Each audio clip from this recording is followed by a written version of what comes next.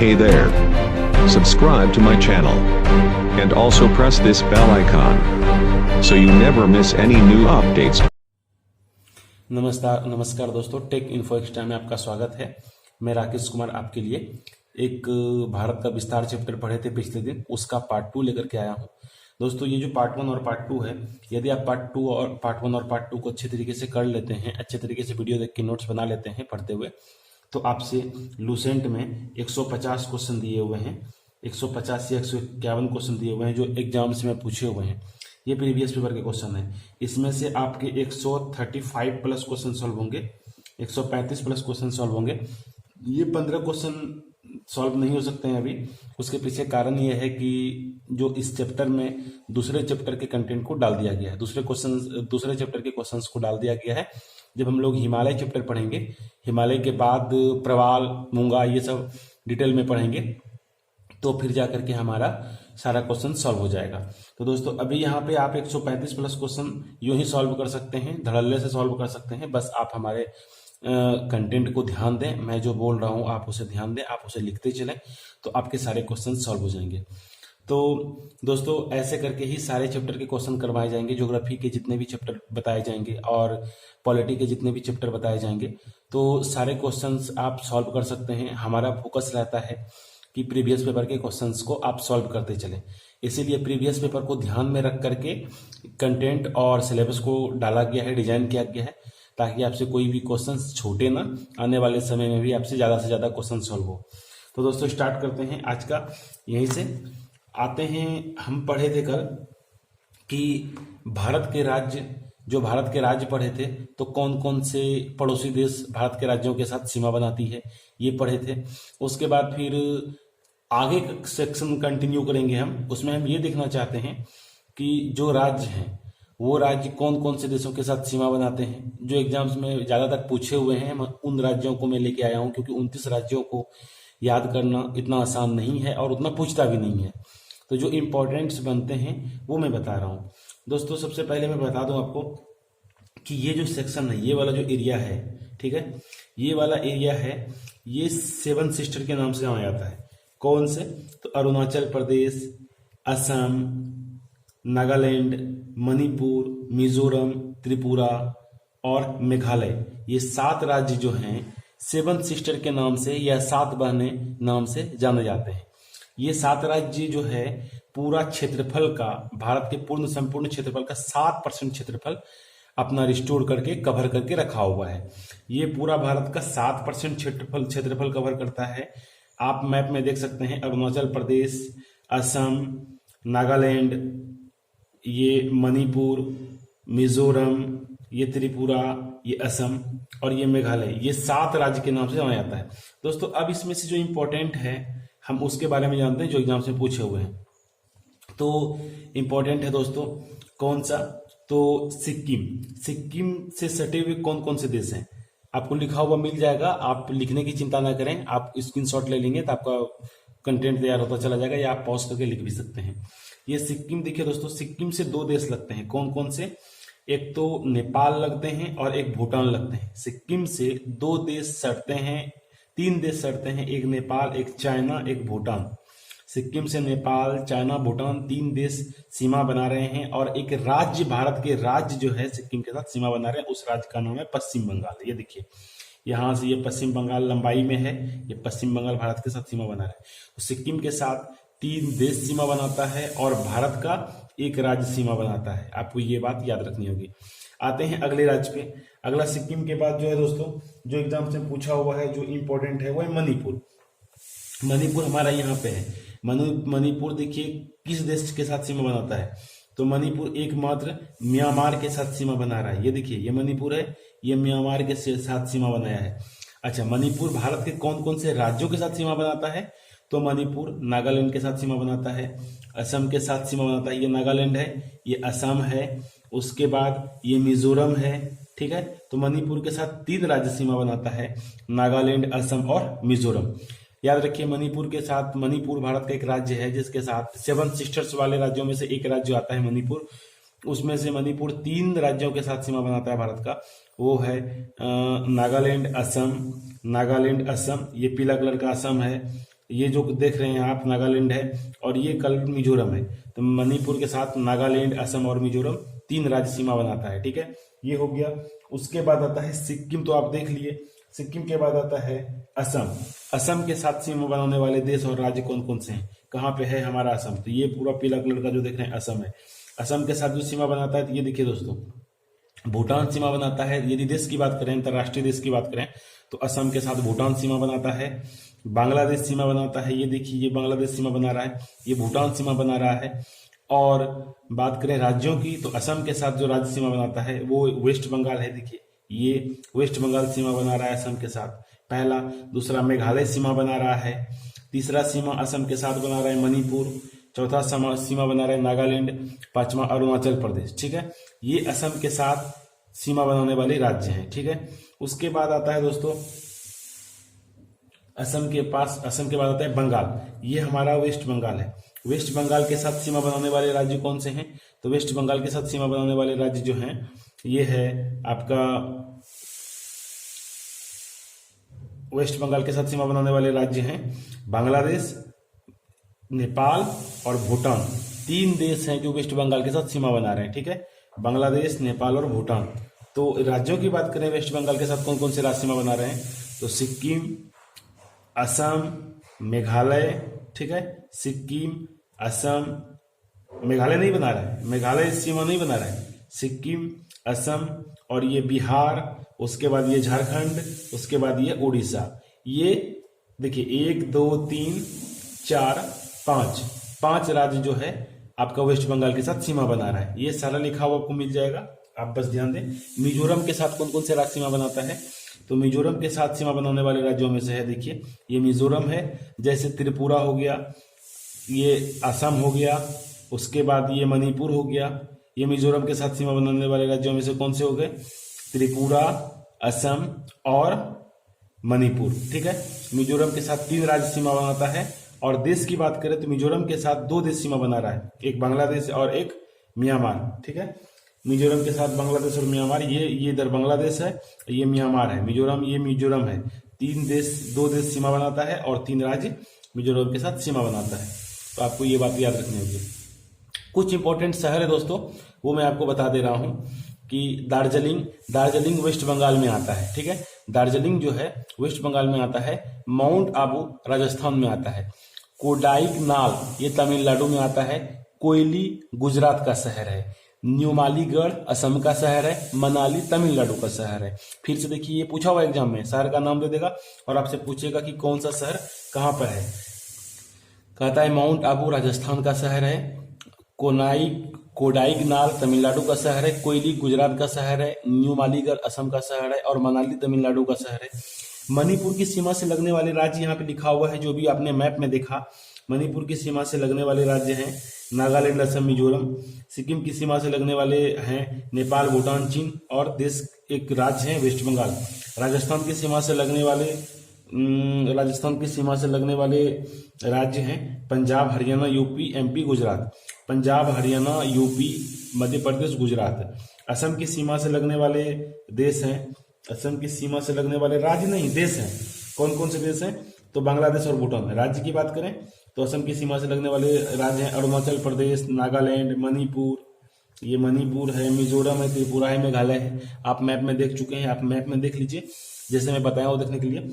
तो असम की सीमा से लगने वाले देश हैं बांग्लादेश, भूटान, और असम की सीमा से लगने वाले राज्य हैं अरुणाचल प्रदेश, नागालैंड, मणिपुर, मिजोरम, त्रिपुरा और मेघालय और वेस्ट बंगाल, ठीक है। अब बंगाल की सीमा से लगने वाले देश हैं नेपाल, भूटान, बांग्लादेश। बंगाल की सीमा से लगने वाले देश हैं नेपाल, भूटान और बांग्लादेश, ठीक है। उसके बाद कहता है मिजोरम की सीमा से लगे देश म्यांमार और बांग्लादेश है। तो कुल मिलाकर के इतनी सारी चीजें हैं जो आपको याद रखनी चाहिए। आइए दोस्तों अब देखते हैं भारत का जो है 3 राज्य है, बड़े बड़े राज्य हैं भारत के, जो कि पूरा भारत का 30% क्षेत्रफल को कवर किया हुआ है। तो वो 3 राज्य कौन से हैं, तो देखते हैं। ये 3 राज्य हैं दोस्तों, राजस्थान, मध्य प्रदेश और महाराष्ट्र। राजस्थान, मध्य प्रदेश और महाराष्ट्र 3 ऐसे राज्य हैं भारत के जो कि पूरे क्षेत्रफल का 30% क्षेत्रफल इसी 3 राज्यों ने कवर किया हुआ है। तो और देखते हैं कि भारत के बड़े बड़े राज्य कौन से हैं। तो राजस्थान सबसे बड़े राज्य में आते हैं, उसके बाद मध्य प्रदेश, उसके बाद महाराष्ट्र, उसके बाद यूपी। तो 4 सबसे बड़े राज्य भारत के, सबसे बड़े राज्य राजस्थान, उसके बाद मध्य प्रदेश, उसके बाद महाराष्ट्र, उसके बाद यूपी। आप मैप में देखते हुए चलें, ये 4 राज्य भारत के जो हैं टॉप बड़े राज्य हैं। यानी चौथा नंबर पे यूपी आता है, तीसरा नंबर पे महाराष्ट्र आता है, दूसरा नंबर पे एमपी आता है और पहले नंबर पे राजस्थान आता है। यदि भारत का क्षेत्रफल की बात करी जाए तो विश्व के क्षेत्रफल का 2.42% कवर करता है। विश्व में जितनी क्षेत्रफल है उतना का 2.42% भारत का क्षेत्रफल अकेला है। ठीक है, क्षेत्रफल के हिसाब से यदि देखा जाए वर्ल्ड में जितने भी देश हैं उसमें से क्रम देखा जाए कौन से देश सबसे बड़े हैं, तो उस हिसाब से रूस सबसे बड़े हैं, कनाडा उसके बाद आता है, उसके बाद चाइना आता है, उसके बाद यूएसए आता है, यूएसए मतलब संयुक्त राज्य अमेरिका, और उसके बाद ब्राजील आता है, ऑस्ट्रेलिया आता है, फिर भारत आता है, फिर अर्जेंटीना आता है। पहला नंबर पे रूस आता है, दूसरा नंबर पे कनाडा आता है, तीसरा नंबर पे चाइना आता है क्षेत्रफल के अनुसार से। चौथा नंबर पे यूएसए आता है, यूनाइटेड स्टेट ऑफ अमेरिका, संयुक्त राज्य अमेरिका। पांचवा नंबर पे ब्राजील आता है, छठा नंबर पे ऑस्ट्रेलिया आता है, सातवां नंबर पे भारत आता है और आठवां नंबर पे अर्जेंटीना आता है। यानी भारत से छोटा क्षेत्रफल के हिसाब से अर्जेंटीना है। यानी 7 टॉप बड़े बड़े देश हैं, आपको याद हो गया होगा। आते हैं जनसंख्या के हिसाब से देखा जाए तो भारत का जनसंख्या के हिसाब से दूसरा स्थान है। जनसंख्या के यदि कुल क्षेत्रफल की बात करी जाए, कुल जनसंख्या की बात करी जाए तो वर्ल्ड में जितनी जनसंख्या है उसका 17.5% जनसंख्या सिर्फ अकेला भारत में है। ठीक है, जनसंख्या के हिसाब से यदि क्रम देखा जाए तो चाइना का सबसे ज्यादा पॉपुलेशन है, उसके बाद भारत का पॉपुलेशन है, उसके बाद यूएसए का पॉपुलेशन है, उसके बाद इंडोनेशिया का है, ब्राजील का है। तो ये टॉप देश हैं पॉपुलेशन के हिसाब से, यानी कि टॉप 5 देश। चाइना 1 नंबर पे, भारत दूसरे नंबर पे, इंडोनेशिया तीसरे नंबर पे, ब्राजील चौथे नंबर पे। ट्रिक से देख लेते हैं, CIANIB, चाइना, इंडिया। ए नंबर क्या हो गया, चाइना हो गया, इंडिया हो गया और यूएसए हो गया। ठीक है, इंडोनेशिया हो गया, ब्राजील हो गया। ठीक है, ए फॉर अमेरिका हो गया, CIA मतलब हो गया अमेरिका। तो कुल मिलाकर के इसको ट्रिक से भी याद रख सकते हैं। हम भारत में चर्चा करते हैं तो भारत में मैदानी भाग 43% है, पठारी भाग 27.7% है, पहाड़ी क्षेत्र 18.7% है, पर्वतीय क्षेत्र 10.7% है। तो ये सारी चीजें इंपॉर्टेंट है दोस्तों, एग्जाम में पूछा हुआ है, आप भी इसको याद कर लें। भारत में यदि मैदानी भाग देखा जाए 43% है, पठारी क्षेत्र 27.7% है, पहाड़ी क्षेत्र 18.6% है, पर्वतीय क्षेत्र 10.7% है। यदि प्राचीन भारत की भौगोलिक मान्यता के अनुसार से भारत एक जम्बू द्वीप का अंश था, इसको भी आप याद रखें। प्राचीन भारत की भौगोलिक मान्यता के अनुसार से भारत जम्बू द्वीप का अंश था। सर्वप्रथम इंडिया शब्द का प्रयोग ग्रीक भाषा में किया गया, सर्वप्रथम इंडिया शब्द का प्रयोग ग्रीक भाषा में किया गया, ये भी पूछा हुआ है पेपर में। भारतीय भौगोलिक सर्वेक्षण विभाग भारत का भौगोलिक मानचित्र तैयार करता है। अभी जो आप भौगोलिक मानचित्र देख करके आप स्टडी कर रहे हैं, इसको तैयार कौन करता है, तो भारतीय भौगोलिक सर्वेक्षण विभाग इसका इसका मैप तैयार करता है। आप इसको भी याद रखेंगे दोस्तों अभी हम पढ़े हैं, पिछले स्लाइड में हम देखे थे कि भारत के पड़ोसी देश और उसके पड़ोसी देश कितने कितने राज्यों के साथ लगे हुए हैं, उसके कौन कौन से सीमा बनते हैं, जलीय सीमा कितने हैं, स्थलीय सीमा कितने कितने देशों के साथ लगते हैं और जलीय सीमा कितने कितने देशों के साथ लगते हैं। ये सब चीजें हम देख चुके हैं। लेकिन इसके बाद आता है अगला टॉपिक, और उस टॉपिक का नाम है सीमा।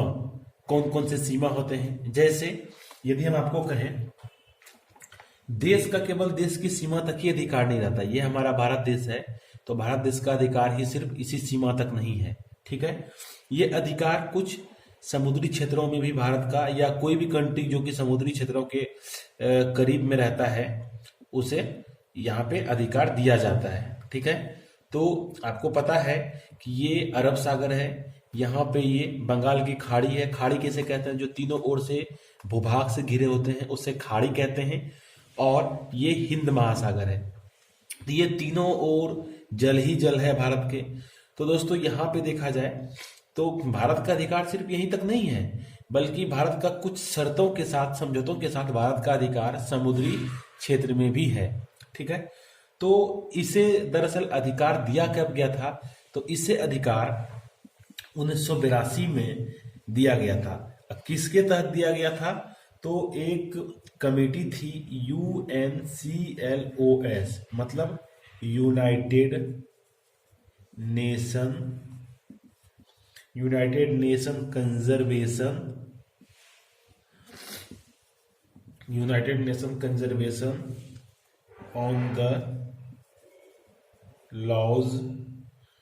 लॉ ऑफ सी, मतलब ये इसके द्वारा 1982 में नियम बनाए गए और इस नियम के तहत जो भी समुद्री सीमा के पड़ोसी देश थे, जो समुद्री सीमा से लगने वाले देश थे, उसको समुद्र में भी कुछ अधिकार दिए गए और ये अधिकार इसके द्वारा सभी देशों को प्रदान किया गया। ये है क्या, जिसको हिंदी में कहते हैं समुद्री कानून पर संयुक्त राष्ट्र संधि। दोस्तों इसको हिंदी में कहते हैं समुद्री कानून पर संयुक्त राष्ट्र संधि। समुद्री कानून, लॉ ऑफ सी, ठीक है, समुद्री कानून पर संयुक्त राष्ट्र संधि।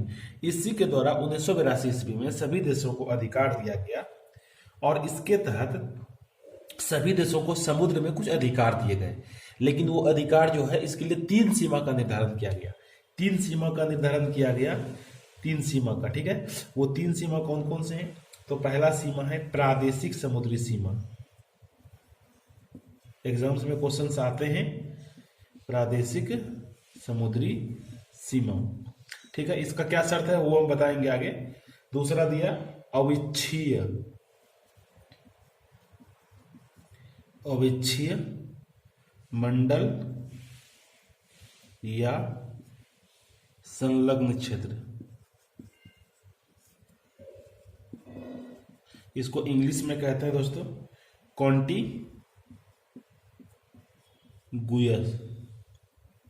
जोन। कॉन्टिगुअस जोन कहते हैं इसको इंग्लिश में। और तीसरा क्षेत्र जो है दोस्तों इसका है अनन्य आर्थिक क्षेत्र। अनन्य आर्थिक क्षेत्र, इसको इंग्लिश में कहते हैं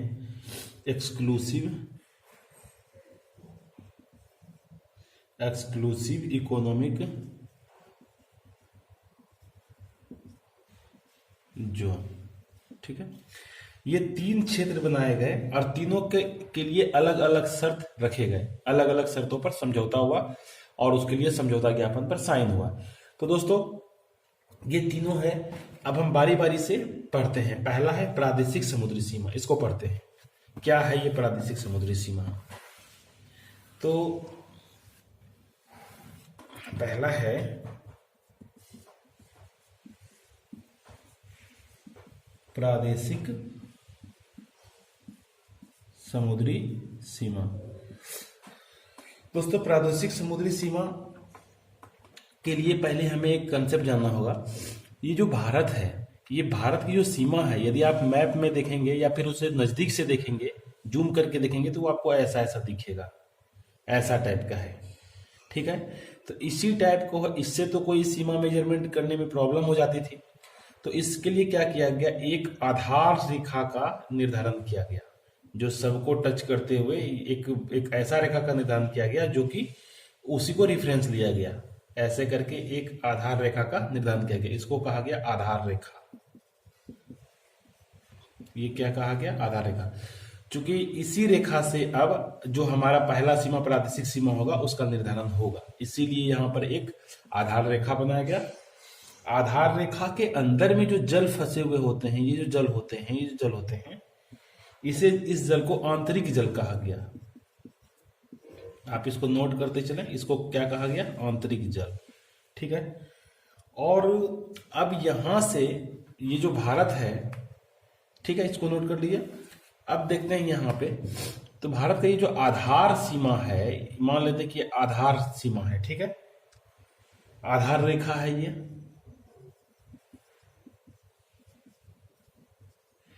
आधार रेखा से यहां तक, यानी कि ये क्या है, ये 12 समुद्री मील है, ठीक है।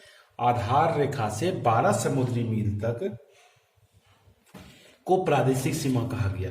प्रादेशिक सीमा किसे कहा गया, आधार रेखा से ये 12 क्या है, तो 12 समुद्री सीमा, 12 समुद्री सीमा को, ठीक है, 12 समुद्री मील कहा गया इसको, ठीक है। 12 समुद्री मील को, चूंकि एक समुद्री मील बराबर एक नॉटिकल मील, एक समुद्री मील बराबर एक नॉटिकल मील होता है, ये आप याद रखें, ठीक है। तो यहाँ पे 12 समुद्री मील है, तो 12 समुद्री मील है, इसका मतलब क्या होगा, 12 नॉटिकल मील हो जाएगा। 12 समुद्री मील मतलब क्या हो जाएगा, 12 नॉटिकल मील हो जाएगा। कहने का मतलब है कि आधार रेखा से भारत का जो सीमा है, भारत की सीमा से मतलब आधार रेखा वाले सीमा से 12 समुद्री मील तक वाले सीमा को प्रादेशिक सीमा कहते हैं। ये है प्रादेशिक सीमा, यानी कि भारत को ये 12 समुद्री मील तक यहां तक अधिकार दे दिया गया, यानी कि समुद्री सीमा से आधार रेखा से 12 समुद्री मील तक के एरिया को, समुद्र के एरिया को भारत का अधिकार क्षेत्र में दे दिया गया। इसके तहत UNCLO के तहत, ठीक है, UNCLOS के तहत जो है ये अधिकार भारत को दे दिया गया। यही प्रादेशिक सीमा है। एग्जाम में पूछा जाता है कि प्रादेशिक सीमा किसे कहते हैं, तो ऑप्शन में रहता है ए नंबर में रहेगा 12 समुद्री मील, ठीक है, फिर रहेगा बी नंबर में 24 समुद्री मील, और इसी तरीके से सी नंबर में रहेगा 200 समुद्री मील, और डी नंबर में रहेगा नन। तो आपको ये टिक करना है। एग्जाम में पूछा हुआ है, क्वेश्चन इंपॉर्टेंट है, इसीलिए मैं इसे जो भी चीज डिस्कस कर रहा हूँ वो सारा एग्जाम में कहीं ना कहीं आया है और आने वाला है। मैं फालतू कोई चीज नहीं पढ़ रहा हूँ दोस्तों, हम लोग फालतू कुछ नहीं पढ़ रहे हैं, हम लोग वही पढ़ रहे हैं जो एग्जाम्स में आएंगे। तो प्रादेशिक सीमा हो गया। अब सवाल आता है दूसरा, अविच्छीय मंडल या संलग्न क्षेत्र। दूसरा आता है दोस्तों, इसको मिटा रहा हूं मैं,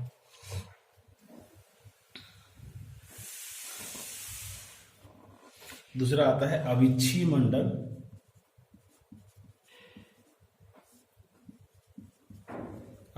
मंडल या संलग्न क्षेत्र, ठीक है, कॉन्टिग्यूअस जोन इंग्लिश में नाम है दोस्तों। ये क्या है कि यहां से आधार रेखा से 24 समुद्री मील तक, ठीक है, आधार रेखा से यहां तक 24 समुद्री मील तक का जो अधिकार था उसको भी भारत के अधिकार क्षेत्र में दिया गया, या फिर और भी जितने भी देश हैं, ये तो UNCLOS सभी देशों के लिए है, यूनाइटेड नेशन के द्वारा बनाया गया है, तो इसीलिए सभी देशों के लिए ये है दोस्तों। तो कहता है इसके तहत जो है 3 शर्त दिए गए।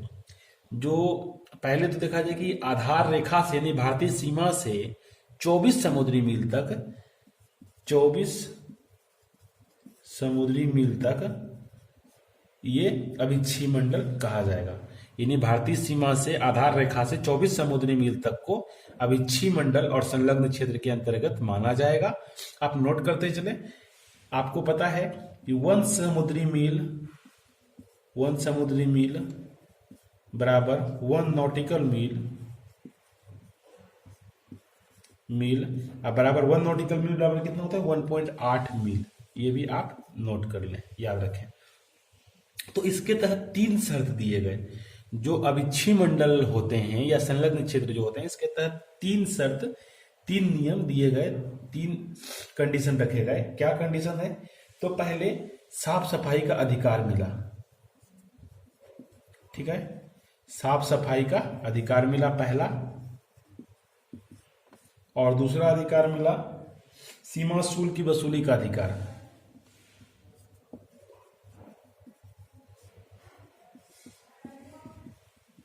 सीमा शुल्क की वसूली का अधिकार, और तीसरा मिला वित्तीय अधिकार।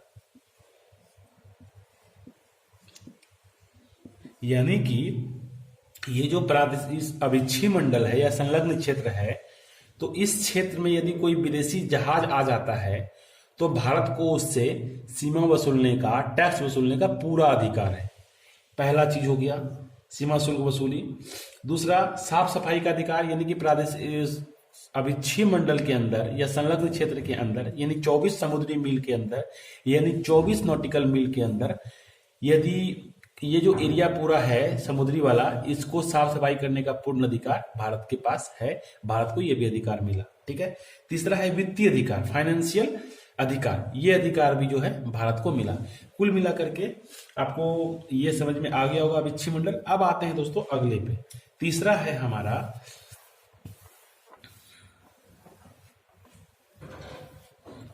दोस्तों अनन्य आर्थिक क्षेत्र। तीसरा है अनन्य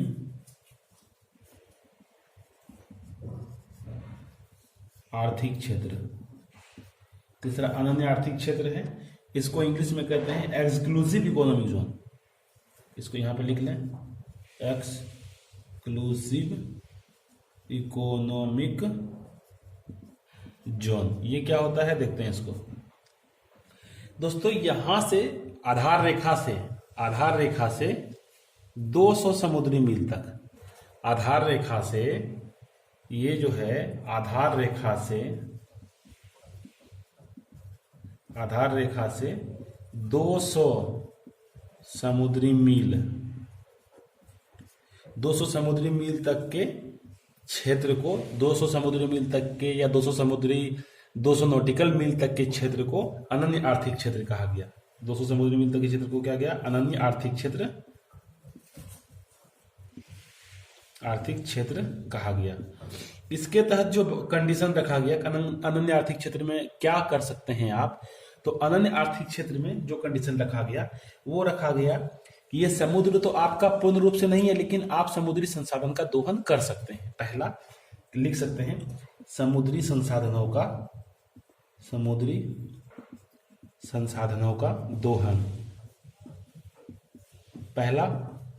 पहला अधिकार मिला अनन्य आर्थिक क्षेत्र के तहत भारत को।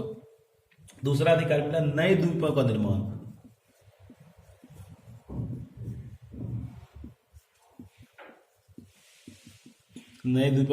और तीसरा मिला वैज्ञानिक अनुसंधान करने का अधिकार।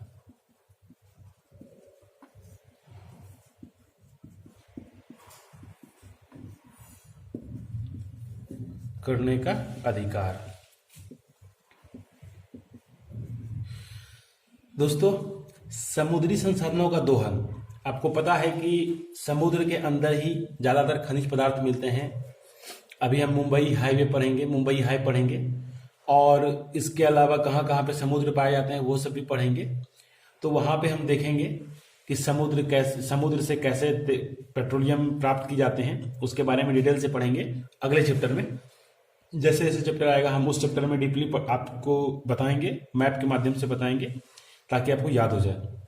देखिए अनन्य आर्थिक क्षेत्र किसको कहा गया, तो 200 समुद्री मील या 200 नॉटिकल मील तक के क्षेत्र को कहा गया अनन्य आर्थिक क्षेत्र, एक्सक्लूसिव इकोनॉमिक जोन। ठीक है। और ये आधार रेखा से 200 समुद्री मील होता है। ठीक है।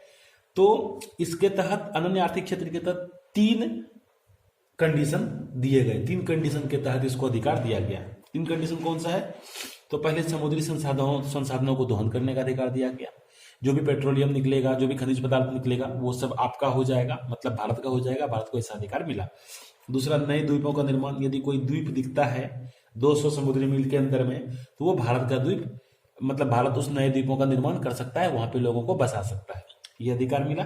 तीसरा वैज्ञानिक अनुसंधान करने का अधिकार, समुद्र के अंदर अनुसंधान कर सकता है, खनिज पदार्थों की खोज के लिए वैज्ञानिक कैंप लगा के या फिर वैज्ञानिक रिसर्च करने के लिए वहां पे काम स्टार्ट कर सकता है, ऐसा अधिकार इसके तहत मिला। यानी कि 3 अधिकार अनन्य आर्थिक क्षेत्र के तहत भारत को मिला। उम्मीद करते हैं कि ये आपको समझ में आ गया होगा। अब आते हैं अगले पॉइंट्स की तरफ।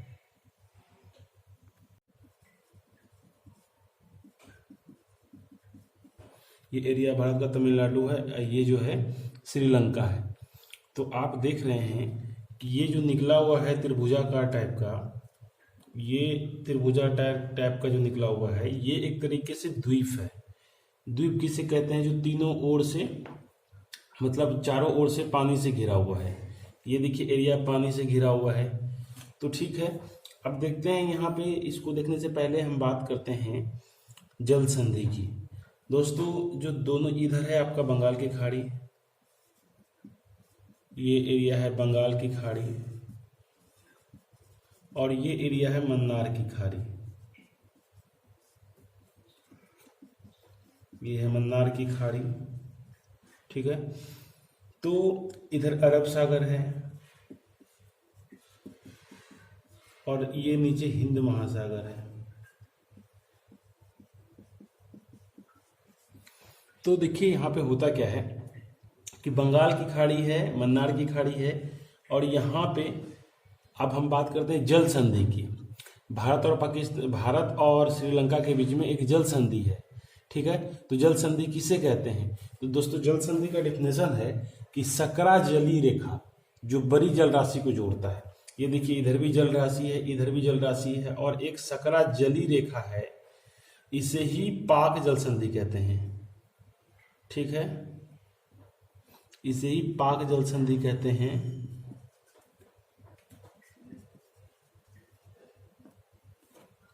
इसे ही पाक जल संधि कहते हैं, पाक जल डमरू कहते हैं, या पाक स्ट्रीट कहते हैं। तीन चीज कहते हैं। इसे पाक जल संधि कहते हैं, या पाक जल डमरू कहते हैं, या इंग्लिश में इसे पाक स्ट्रीट कहते हैं। ये तीन चीज नाम है। जल संधि किसे कहते हैं? तो जल संधि का डेफिनेशन है कि सकरा जली रेखा जो बड़ी जल राशि को जोड़ती है उसे ही जल संधि कहते हैं। तो ये जल संधि हो गया। और यहाँ से क्या है कि ये जो सकरा जली रेखा है और ये जोड़ता है किसको? भारत के तमिलनाडु से श्रीलंका को ये कनेक्ट करता है। तो ये पाक जल संधि है, इसे ही पाक जल डमरू कहते हैं या पाक स्ट्रीट कहते हैं। इधर ये मन्नार की खाड़ी है, इसके नीचे हिंद महासागर है, ये पूरा हिंद महासागर में आता है, ये अरब सागर है, इधर बंगाल की खाड़ी है। तो आप कह सकते हैं ये जो पाक जल डमरू है या पाक जल संधि जो है बंगाल की खाड़ी और मन्नार की खाड़ी को अलग करता है। तो आप ये भी पूछा, लिख लीजिए कि एग्जाम में पूछा हुआ है, पाक जल संधि बंगाल की खाड़ी को मन्नार की खाड़ी से अलग करता है। ये एग्जाम में आया हुआ है। बंगाल की खाड़ी को पाक जल संधि जो है, ये पाक जल संधि बंगाल की खाड़ी को मन्नार की खाड़ी से अलग करता है, या फिर ये कह सकते हैं कि पाक जल संधि जो है बंगाल की खाड़ी को अरब सागर से अलग करता है, ठीक है। ऐसे कह सकते हैं। तो ये एग्जाम्स में आए हुए हैं, इसलिए आपको ये ध्यान देना चाहिए। उसके बाद दोस्तों यहाँ पे देखिए क्या है कि अब आते हैं, बात इसकी है मैप में। आप देखिए आपके सामने मैप है, अब इसको मिटा रहे हैं।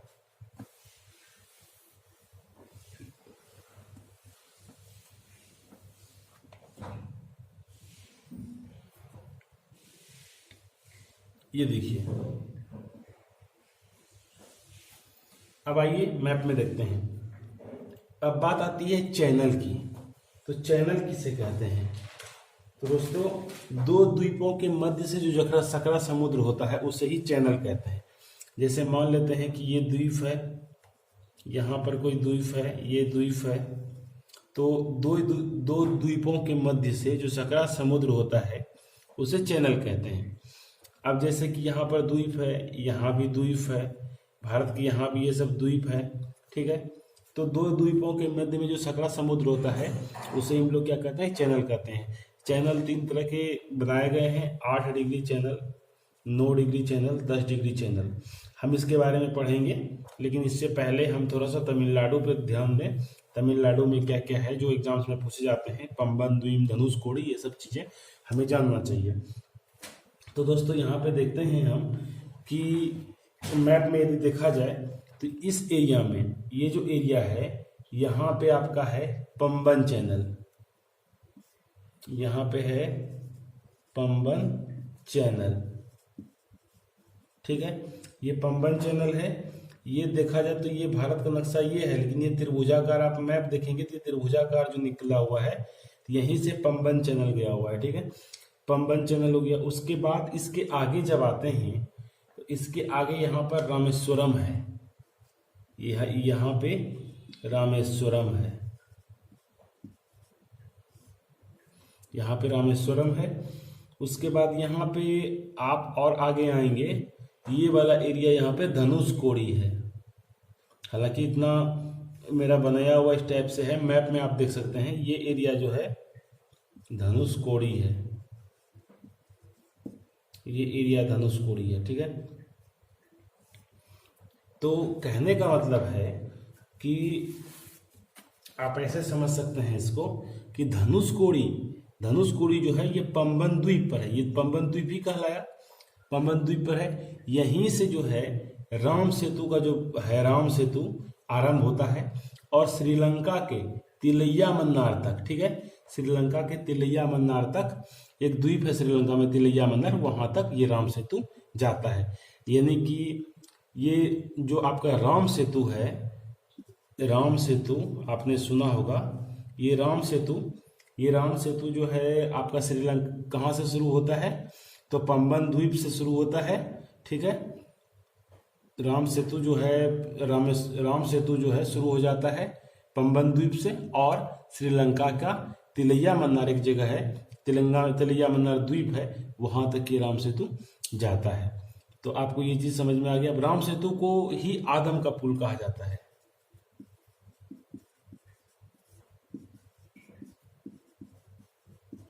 राम सेतु को ही आदम का पुल कहा जाता है। आप इस बात को भी याद रखेंगे, एग्जाम्स में पूछा हुआ है। यानी कि कह सकते हैं कि ये पंबन द्वीप जो है, ये पंबन द्वीप, रामेश्वरम द्वीप, ठीक है, धनुषकोडी और राम सेतु, ये सब कहाँ है, ये सब मन्नार की खाड़ी में है, क्योंकि यहाँ पे तो मन्नार की खाड़ी है, यहाँ पे मन्नार की खाड़ी है। आपको ये चीज समझ में आ रही होगी। ठीक है, इतने अभी आपने देखा कि ये एरिया तमिलनाडु का एरिया है और ये श्रीलंका है। ठीक है, ये श्रीलंका है और ये एरिया जो है आपका तमिलनाडु का है। ये एरिया तमिलनाडु का है, ये श्रीलंका का है। अभी आपने देखा यहाँ पे जो है ये एरिया, यहाँ पे पंबन द्वीप था। ठीक है, पंबन द्वीप था, तो उसमें पंबन द्वीप में एग्जाम्स में पूछा जाता है कि पंबन द्वीप कहाँ पे है, तो आपको पता होना चाहिए कि ये जो एरिया है तमिलनाडु का है, इसलिए हम कह सकते हैं कि पंबन द्वीप जो है तमिलनाडु पे है। ठीक है, तमिलनाडु में है। रामेश्वरम द्वीप भारत और श्रीलंका के मध्य में स्थित है। जो यहाँ पे रामेश्वरम द्वीप देखे थे, आगे रामेश्वरम द्वीप था, तो ये कहाँ पे है, भारत और श्रीलंका के मध्य में है। तो ये भी एग्जाम से पूछा जाता है कि जो रामेश्वरम द्वीप है, रामेश्वरम द्वीप ये कहाँ पर है, तो भारत और श्रीलंका के मध्य में,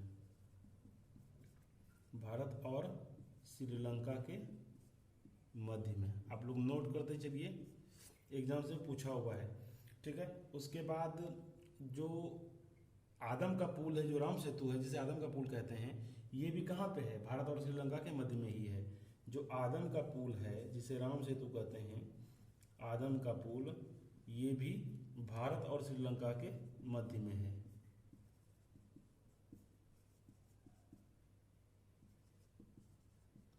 आदम का पुल भी भारत और श्रीलंका के मध्य में है, इसको भी याद रखेंगे दोस्तों। ये सारी चीजें तो इम्पोर्टेंट थी। और अब बात आती है, हम बात करते हैं लैगून क्षेत्र की। लैगून क्षेत्र क्या होता है, दे रहा हूँ। मान लीजिए कि ऐसा मेरा कोई भूभाग है, ऐसा मेरा भूभाग है, लैगून क्षेत्र बता रहा हूँ क्या होता है। ऐसा भूभाग है, यहाँ पर पूरा समुद्र है। ठीक है, ये समुद्र है, ये समुद्र की पानी यहाँ तक जाता है, तो समुद्र की पानी यहाँ तक जाता है, तो यही लैगून क्षेत्र हो जाता है। ठीक है, तो कैसे डिफाइन करेंगे, समुद्र का वह हिस्सा या जल जो भूभाग के अंदर तक गया है। ठीक है, समुद्र का वह हिस्सा या जल जो भूभाग के अंदर तक गया है, इसे ही हम लोग क्या कहते हैं, लैगून झील कहते हैं। समझ में आ गया होगा लैगून झील। लैगून झील जो समझ में आ गया, तो ये भी समझ में आ गया होगा, ये चूंकि समुद्र है और समुद्र का पानी खारा होता है, तो लैगून झील जो है खारे पानी की झील है, खारे पानी की झील है। एग्जाम में ये भी क्वेश्चन पूछा हुआ है। मैं जितनी भी चीजें डिस्कस करता हूँ वही डिस्कस करता हूँ जो एग्जाम्स में आए हुए हैं, और आए हुए क्वेश्चन ज्यादातर एग्जाम्स में आते हैं, रिपीट होते हैं।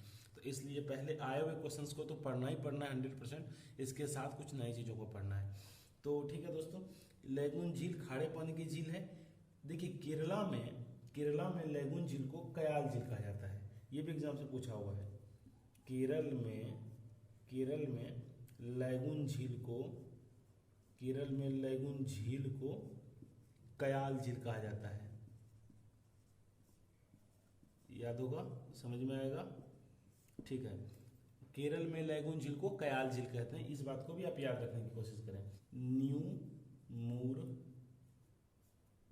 द्वीप क्या है दोस्तों? न्यू मूर द्वीप जो है ये भारत और ये बेसिकली बंगाल की खाड़ी में है। पहले तो इसको याद रखें, बंगाल की खाड़ी में है। ये है क्या? ये न्यू मूर द्वीप भारत और बांग्लादेश के बीच में एक विवाद का कारण था। असल है कि जो अपना भारत है, मैप में देख सकते हैं, जो अपना भारत है और बांग्लादेश बीच में है, ठीक है। तो भारत और बांग्लादेश के बीच में एक खाड़ी हुआ, एक द्वीप हुआ करता था। उस द्वीप को भारत कहता था कि वो मेरा द्वीप है और बांग्लादेश कहता था वो मेरा द्वीप है। तो दोनों के बीच में एक विवाद छिड़ गया था। जब दोनों के बीच में विवाद छिड़ गया था तो ये बहुत पहले की बात है। हालांकि समय आता गया, एक ऐसा समय आता है जो इसे समुद्र अपने चपेट में पूर्ण रूप से इस द्वीप को ले लेता है, मतलब वो द्वीप पूर्ण रूप से डूब जाता है। तो वर्तमान में देखा जाए तो ये द्वीप जो है अभी जलमग्न है, मतलब समुद्र में समा गया है। इसीलिए इस द्वीप का जो झगड़ा है वो ऑटोमेटिक खत्म हो गया है।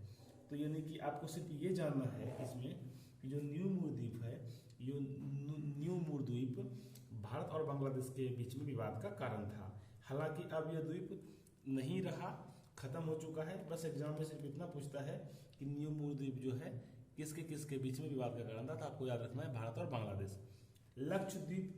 लक्षद्वीप आपने देखा, लक्षद्वीप जो हमारा भारत है, ये हमारा लक्षद्वीप इस साइड में है। तो लक्षद्वीप जो है ये इधर अरब सागर है, ठीक है, इधर हिंद महासागर है, इधर बंगाल की खाड़ी है। तो अरब सागर में ही क्या है, लक्षद्वीप है। एग्जाम से पूछा हुआ है कि लक्षद्वीप कहाँ है, तो अरब सागर है, हिंद महासागर है, बंगाल की खाड़ी, तो ऑप्शन है अरब सागर में टिक करेंगे आप, ठीक है। अब आते हैं कुछ इंपॉर्टेंट फैक्ट पे। दोस्तों आइए अब चैनल की बात करते हैं। चैनल किसे कहते हैं? तो चैनल कहते हैं जब दो द्वीपों के मध्य में जो सकरा समुद्र होता है उसे चैनल कहते हैं। चैनल 3 तरह का होता है। कौन कौन सा चैनल होता है? तो 8 डिग्री चैनल होता है, 8 डिग्री चैनल होता है, 9 डिग्री चैनल होता है, 10 डिग्री चैनल होता है। ये 8 डिग्री, 9 डिग्री, 10 डिग्री नाम कैसे पड़ा? ये तो 8 डिग्री अक्षांश पर होने की वजह से इसका नाम 8 डिग्री चैनल पड़ा। 9 डिग्री अक्षांश पर होने की वजह से इसका नाम 9 डिग्री चैनल पड़ा। 10 डिग्री अक्षांश पर होने की वजह से इसका नाम 10 डिग्री चैनल पड़ा। चैनल क्या करता है दोस्तों? सकरा समुद्र होता है जो दो द्वीप को मिलाता है, ठीक है। दो द्वीपों के मध्य में जो सकरा समुद्र होता है उसे हम लोग चैनल कहते हैं। यहाँ पर देखिए, यहाँ पे मालदीव है, ठीक है, यहाँ पे मालदीव है और यहाँ पे मिनिका है। तो मालदीव और मिनिका के मध्य में जो चैनल है ये 8 डिग्री है। दोस्तों ये 8 डिग्री 4 मिनट पे भारत का दक्षिणी छोर है, कन्याकुमारी वाला, ये उससे थोड़ा सा नीचे 8 डिग्री है। हम ऐसा बनाए हैं, एग्जैक्ट नहीं है मेजरमेंट, ये हम एक समझाने के लिए बनाए हैं, लेकिन इसी लोकेशन में आएगा। तो मालदीव और मिनिकाय के बीच में जो चैनल होता है, जो सकरा समुद्र होता है, इसे 8 डिग्री चैनल कहते हैं। इसी तरीके से मिनिकाय और लक्षद्वीप के बीच में जो चैनल होता है दोस्तों वो 9 डिग्री चैनल है, ठीक है। मिनिकाय और लक्षद्वीप का चैनल जो है एग्जाम से पूछा जाता है कि 8 डिग्री चैनल किसके किसके बीच में है, तो आपको याद रखना होगा मालदीव और मिनिकाय के बीच में 8 डिग्री चैनल है, लक्षद्वीप और मिनिकाय के बीच में 9 डिग्री चैनल है। उसी तरीके से हम आते हैं अंडमान निकोबार में। ये अंडमान निकोबार का द्वीप दिखाए हम। तो अंडमान निकोबार में तो ढेर सारा द्वीप है, लेकिन हमें अभी समझना है 10 डिग्री चैनल, इसीलिए हम दो तीन द्वीप को दिखाए हैं। ये देखिए लिटिल अंडमान है और यहाँ पर कार निकोबार है। लिटिल अंडमान और कार निकोबार के बीच में जो चैनल है 10 डिग्री चैनल कहलाता है। लिटिल अंडमान और कार निकोबार के बीच में जो सकरा समुद्र है उसे 10 डिग्री चैनल नाम दिया गया, क्योंकि ये 10 डिग्री अक्षांश पर अवस्थित है, ठीक है दोस्तों। इसको हम ट्रिक से कैसे याद रखेंगे, क्योंकि एग्जाम्स में आते हैं, इसलिए हमने इसके लिए ट्रिक लाए हैं। कहता है कि मामी और लक्ष्मी छोटी कार से गई। मामी मतलब हो गया मालदीव और मिनिकाय, ठीक है, मालदीव और मिनिकाय, ये हो गया 8 डिग्री चैनल, ठीक है। फिर कहता है मामी और लक्ष्मी, मामी और लक्ष्मी, मी मतलब हो गया मिनिकाय और लक्ष्य मतलब लक्षद्वीप, ये हो गया 9 डिग्री। इन दोनों के बीच का चैनल हो गया 9 डिग्री। मिनिकॉय और लक्षद्वीप के बीच का हो गया 9 डिग्री। देखिए छोटी कार से गई, छोटी अंडमान और कार निकोबार, ये हो गया 10 डिग्री। छोटी अंडमान और कार निकोबार हो गई 10 डिग्री। तो मामी, माँ मतलब हो गया मालदीव, मी मतलब हो गया मिनिकॉय, ये क्या हो गया 8 डिग्री। कहता है कि मिनिकॉय और लक्षद्वीप ये हो गया 9 डिग्री। और कहता है छोटी कार, छोटी अंडमान और कार निकोबार ये हो गया 10 डिग्री। ये तीनों चैनल आप ऐसे याद रख सकते हैं। आइए अब तटीय मैदान के बारे में पढ़ते हैं। भारत के तटीय मैदान, जो आप मैप में देख रहे हैं, जो भारत का तट है वो तटीय मैदान समझने की कोशिश करते हैं। जैसे मान लीजिए कि ये भारत है, ठीक है, इसे मान लेते हैं ये भारत है। तो भारत का तटीय मैदान दो तरीके से बना हुआ है। कैसे कैसे? एक तो पश्चिमी तटीय मैदान, यहाँ से लेकर के यहाँ तक ये जो है ये पश्चिमी तटीय मैदान में आएगा। यहाँ से लेकर के भारत का ये पश्चिमी तटीय मैदान है और यहाँ से यहाँ तक भारत के पूर्वी तटीय मैदान है, ठीक है। तो अब हम भारत के पश्चिमी तटीय मैदान को पढ़ेंगे पहले, उसके बाद पूर्वी तटीय मैदान को पढ़ेंगे। तो दोस्तों यहाँ पर जो है आप कहते हैं जो तीनों ओर भूभाग से घिरे हुए हों उसे हम लोग खाड़ी कहते हैं। मतलब जलीय क्षेत्र जो तीनों ओर भूभाग से घिरे हुए हों उसे हम लोग खाड़ी कहते हैं। तो इसको कच्छ की खाड़ी कहते हैं और इसको जो है खंभात की खाड़ी कहते हैं। ये देखिए ये भी खाड़ी है। ऐसे जलीय क्षेत्र जो तीनों ओर भूभाग से घिरे हुए हैं उसे हम लोग खाड़ी कहते हैं और इस खाड़ी का नाम है खंभात की खाड़ी। अब हम लोग जो है बारी बारी से हम लोग बात करते हैं तटीय मैदान की। तो आइए देखते हैं मैप में। ये कच्छ की खाड़ी से लेकर के, ठीक है, कच्छ की खाड़ी, कच्छ से लेकर के दमन तक, यहाँ पर दमन है, दमन और दीप है यहाँ पे, ठीक है। तो कच्छ से लेकर के दमन तक के का जो तटीय मैदान होता है ये ऐसे करके ऐसे करके ऐसे करके ये जो तटीय मैदान होता है, इसी तटीय मैदान को हम लोग पश्चिमी तटीय मैदान का कठियावाड़ तट कहते हैं। पश्चिमी अलग अलग सेक्शन में उसको विभाजित किया गया है। यहाँ से लेकर के यहाँ तक का कुछ नाम दिया गया, यहाँ से लेकर के यहाँ तक का कुछ नाम दिया गया, यहाँ से यहाँ तक का कुछ नाम दिया गया और यहाँ से यहाँ तक का कुछ नाम दिया गया। सबका अलग अलग नाम हम लोग पढ़ेंगे और एग्जाम में पूछते हैं कि दमन से लेकर के गोवा तक के बीच का जो तटीय मैदान है उसका क्या नाम है, ये एग्जाम से पूछा हुआ है। तो ये सारे इंपॉर्टेंट बनते हैं, इसीलिए हमने हम लोग इसको पढ़ने की कोशिश करते हैं। तो देखिए पश्चिमी तटीय मैदान का पहला आता है कठियावाड़ तट। पहला आता है कठियावाड़ तट। कठियावाड़ तट किसे कहते हैं? तो कच्छ से लेकर के दमन तक का जो तटीय मैदान होता है, कच्छ से लेकर के दमन का जो तट होता है उसे हम लोग कठियावाड़ तट कहते हैं। पहला तट समझ में आ गया। फिर आता है कोंकण तट। कोंकण तट जो है ये आता है महाराष्ट्र से। ये महाराष्ट्र शुरू हो गया, यहाँ से दमन द्वीप के बाद से महाराष्ट्र हो गया। तो महाराष्ट्र से लेकर के गोवा तक, महाराष्ट्र से लेकर के ये गोवा तक का जो तट होता है इसे ही हम लोग कोंकण तट कहते हैं। समझ में आ गया? महाराष्ट्र से लेकर के गोवा तक का जो तट होता है इसे हम लोग कोंकण तट कहते हैं। और ये कोंकण गोवा तट के नाम से भी जाना जाता है। ये महाराष्ट्र से लेकर के गोवा तक का जो तट होता है इसे कोंकण तट कहते हैं, इसे कोंकण गोवा तट के नाम से भी जाना जाता है। इसकी लंबाई देखी जाए तो 750 किलोमीटर इसकी लंबाई है। कोंकण गोवा तट की लंबाई 750 किलोमीटर है, ठीक है। भारत के पश्चिमी घाट पर्वतमाला के नाम से भी इसे जाना जाता है। भारत के पश्चिमी घाट पर्वतमाला के नाम से भी कोंकण तट को जाना जाता है, इसको भी याद रखेंगे। अब आता है यहाँ से गोवा से लेकर के मंगलोर तक, ठीक है। यहाँ से गोवा से लेकर के मंगलोर तट का जो तट होता है इसे हम लोग कन्नड़ तट या कनारा तट कहते हैं। गोवा से लेकर के मंगलोर तक के तट को कन्नड़ तट या कनारा तट कहते हैं। इस बात को आप याद रखेंगे। अब दोस्तों आता है मालाबार तट। मालाबार तट अब मंगलोर से लेकर के कन्याकुमारी तक का जो तट होता है, अब इसे मिटा रहे हैं। मंगलोर से यहाँ पे मिटा रहे हैं इसको। मंगलोर से लेकर के कन्याकुमारी तक के जो तटीय मैदान होता है, अब आता है मालाबार तट।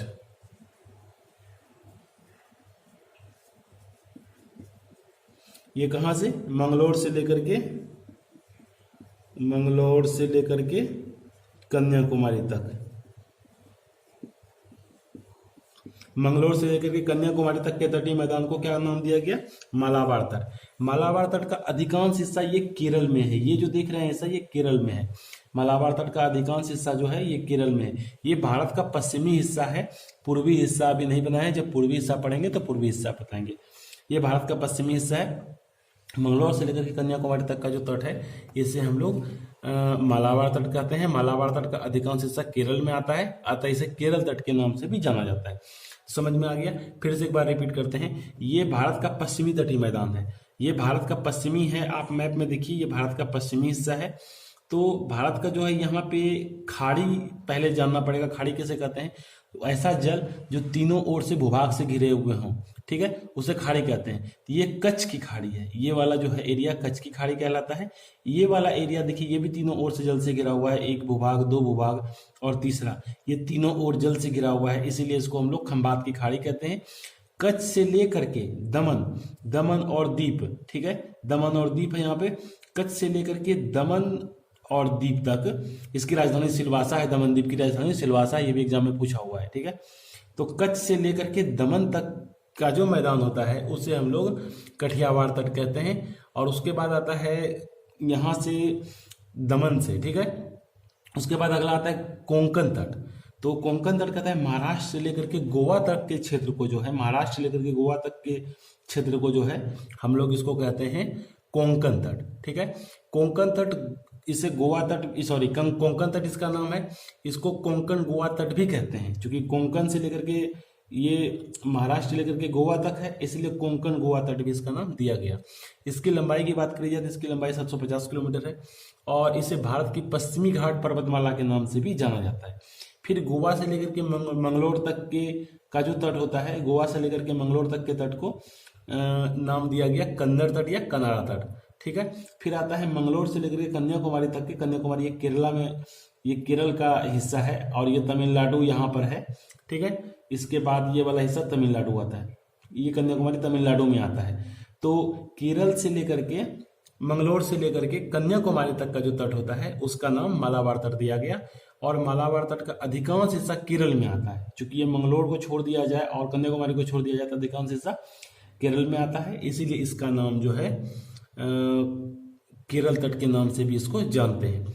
कुल मिलाकर के ये पश्चिमी तटीय मैदान था